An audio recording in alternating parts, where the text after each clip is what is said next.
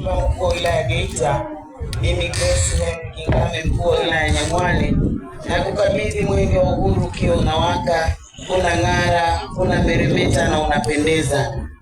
Mwenge wa uhuru nikutakie kila la heri utakapokwenda kukimbiza katika wilaya yako, na Mungu akusaidie.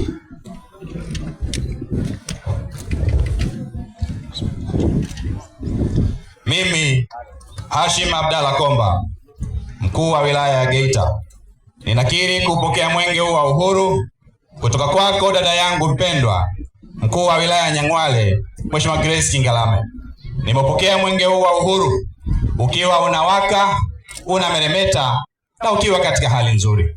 Aidha, ninakiri kuwapokea vijana 6 wazalendo wa taifa hili wakiongozwa na kiongozi wa mbio za mwenge wa uhuru kitaifa mwaka 2026, Comrade Wazo Michael Mwangonda.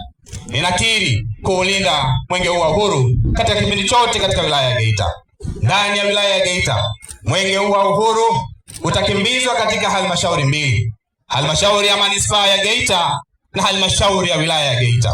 Katika halmashauri ya manispaa ya Geita, mwenge wa uhuru utakimbizwa umbali wa kilomita 76.4 na kutembelea, kukagua, kuzindua na kuweka mawe ya msingi katika jumla ya miradi 7 yenye jumla ya shilingi bilioni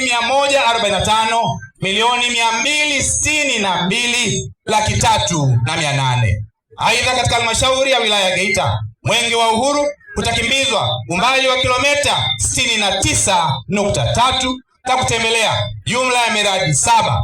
Na katika jumla hii ya miradi 7, jumla fedha zilizotumika ni bilioni 3,315,205,231. Ninauahidi kuulinda mwenge huu wa uhuru mpaka pale ambapo nitaukabidhi katika wilaya ya Mbogwe. Ewe Mwenyezi Mungu, na kuomba unisaidie.